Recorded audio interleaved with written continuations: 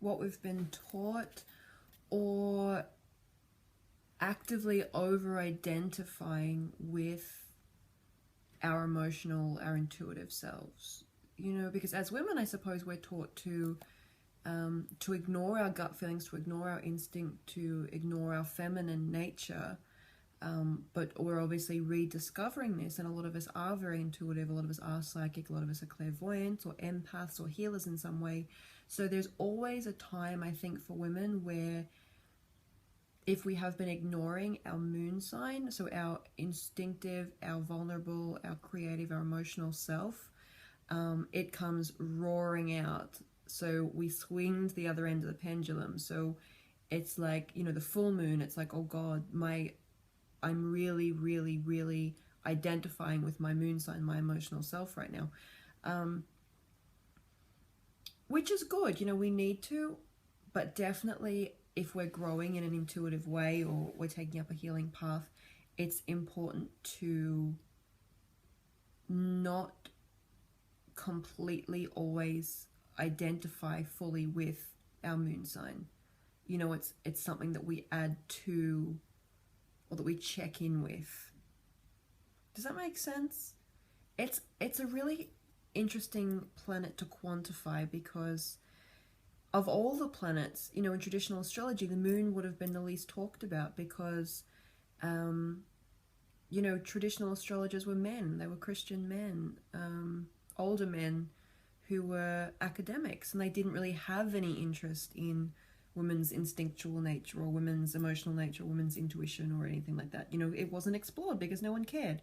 So it's an interesting one to quantify, but I would look very closely at the sign that your moon sign is in and how you need to embody that emotionally, or how your intuition functions through that way, and how you treat yourself. You know, this is something that always comes up with my clients, and especially women, is how we treat ourselves. We tend to be very, very hard on ourselves. We tend to be so caring to others, but we tend to have no idea about how to be gentle to our most vulnerable self, which is often the self we don't like. You know, it's the selfish self, it's the fearful self, it's the childlike, the lonely self. So how do you talk to that part of you? You know, and you will grow as an intuitive, as a healer, when you can deal with your own moon sign. Okay, it's like a hidden treasure, but it can also swamp you. It can also be a tidal wave, and I've seen it take over a lot of people, and they almost want to shut it off. It's like it's too much information, it's too much roller coastering emotions. I can't get through the day, it's all up and down. So we need to find a balance there with the moon. But in relationships, it does talk about how we care for other people. It talks about our intuition, it talks about our instinct, what we sense, our gut sense.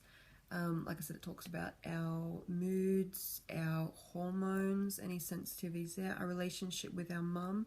It's complementary to the sun sign, and that's the idea of it. That if we're going to fully embody our purpose, we need to know why we're doing it. So this is why I recommend meditation. Meditation doesn't have to be, you know, like chanting Om and focusing on nothing.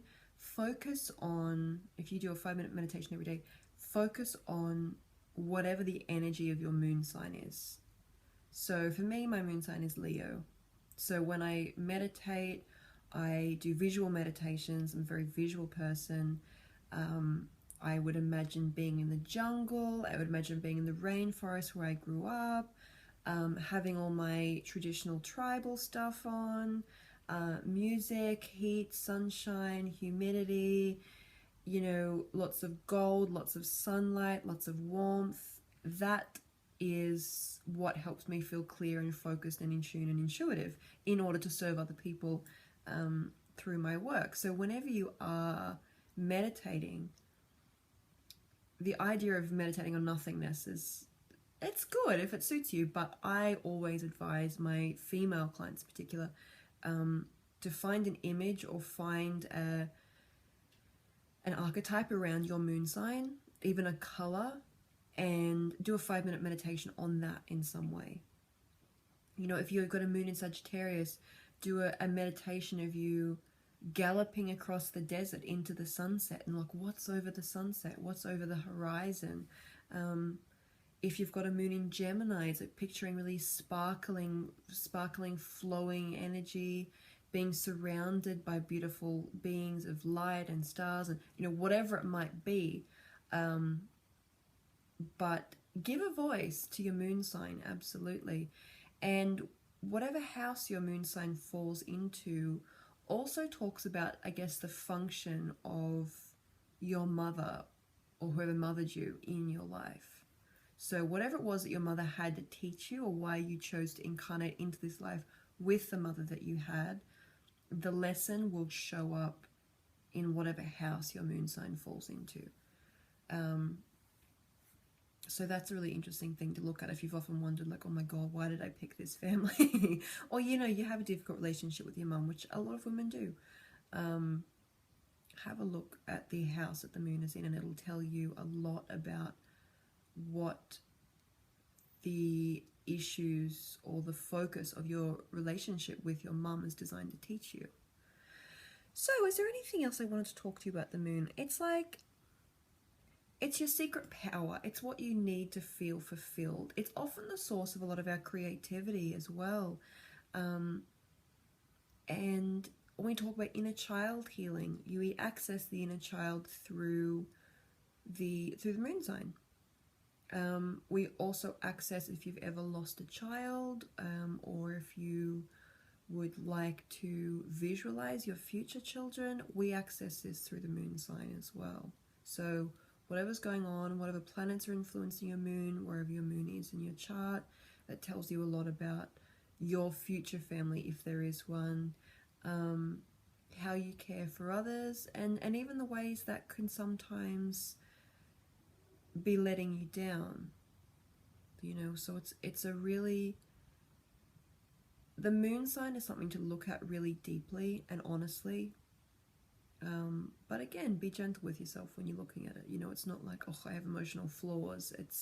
This is the vulnerable, this is the shadow side of you. So it's going to be beautiful and full of instinct and creativity, but it's also going to have the parts of you that you don't like, probably more prominently than any other planet in your natal chart. But like I said, it's your source of inner power. As a woman, that's your spark of divinity, is in your moon sign. So cultivate the moon sign and magic things happen. I will be back in a moment and we will talk about Venus in the relationship.